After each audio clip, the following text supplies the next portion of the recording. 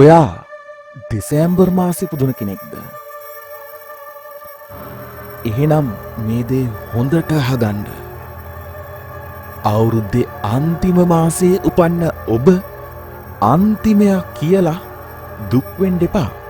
මොකද ගුප්ත ශාස්ත්‍රයට අනුව අවුරුද්දේ උපදින ලකීම සෙට් එක ඉන්නේ දෙසැම්බර් වල. ඔබ ඉපදිලා තියෙන්නේ දුක් විඳින්න නෙවෙයි, මේ ජීවිතේ උපරිමයෙන් විඳින්න.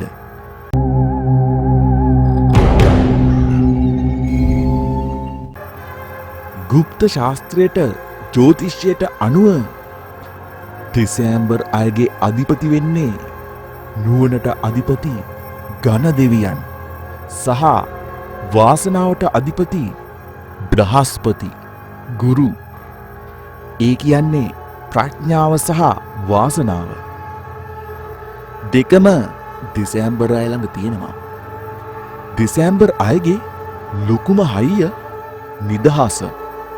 දෙසැම්බර් කෙනෙක්ව නීති දාගෙන කූඩුවක දාගෙන හිර කරන්න හදන්න එපා. එහෙම කළොත් එයාලා මැරෙයි. ඇවිදින්න, අලුත් දේවල් දකින්න, විනෝද වෙන්න උපතින්ම ආස જાතිය. කොච්චර ලොකු ප්‍රශ්නයක් බෙල්ලටම හිර වුණත් මැජික් එකක් වගේ අන්තිම මොහොතේ කොහෙන් හරි වාසනාව පෑදිලා ගොඩ යන්න දෙසැම්බර් රැයට පුළුවන්. හරියට දෙවියෝ මෙයාලා දිහා බලන් ඉන්නවා වගේ. දෙසැම්බර් කෙනෙක් එක්ක ඉන්නකොට කාටවත් දුකින් ඉන්න බෑ. මේ අය හරිම විනෝදකාමී චරිත. මේ අය ඉන්න තැන හිනා සාගරයක්. යාළුවෝ එක්ක පිස්සුවක් කෙලගෙන කාලා බීලා ජීවිතේ විඳින જાතිය. පිරිසිදු හිත. හිතේ කිසිම කුහකකමක් නැහැ. තමන්ට තියෙන දේ හංගගෙන කන්නේ නැහැ. බෙදාගෙන කනවා. ජීවිතය ගැන හරිම පොසිටිව් විදිහට හිතනවා. වැටුණත් ආයේ hina වෙලා නැගිටිනවා. නරක පැත්ත හැබැයි මේ අයගේ හොඳ වගේම කටක් තියෙනවා. හිතන දේ කෙලින්ම මූණටම කියනවා.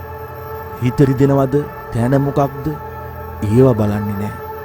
කටේ ෆිල්ටර් නැහැ. ඒ වගේම එක දිගට එකම වැඩක් කරන්න කම්මැලි. අද කරන්න තියෙන දේ හෙටට කල් දානවා. අන්තිම මොහොතේ දඟලන එක මෙයාලගේ පුරුද්ද. පොරොන්දු වෙනවා. හැබැයි ඉෂ්ට කරන්න අමතක වෙන වෙලාවලුත් තියෙනවා. ගෙදරට ඇති බලපෑම. දෙසැම්බර් කෙනෙක් ගෙදර ඉන්නවා කියන්නේ ගෙදර අයට ට්‍රිප් යන්න, පාටි දාන්න, හොටෙල් වලින් කන්න නිතරම chance එනවා. ගෙදර සතුට, විනෝදය රඳා පවතින්නේ මෙයා නිසා. ගෙදර අයගේ ස්ට්‍රෙස් නැති කරන ජෝකර් තමයි මේ දෙසැම්බර් චරිතය. අවසාන වශයෙන් කියන්න තියෙන්නේ ජීවිතය කියන්නේ විඳවන්න ඕන දෙයක් නෙවෙයි, විඳින්න ඕන දෙයක්. ඒ දේ ලෝකෙට කියලා දෙන්නේ ඔබ. ඔබේ ඔය හිනාව කවදාවත් නැති කරගන්න එපා. ජීවිතේ උපරිමයෙන් විඳින වාසනාව මිටමොලවන්න ඉන්න අපේ දෙසැම්බර් පිස්සු ටික කමෙන්ට් එකක් දාගෙනම යන්න.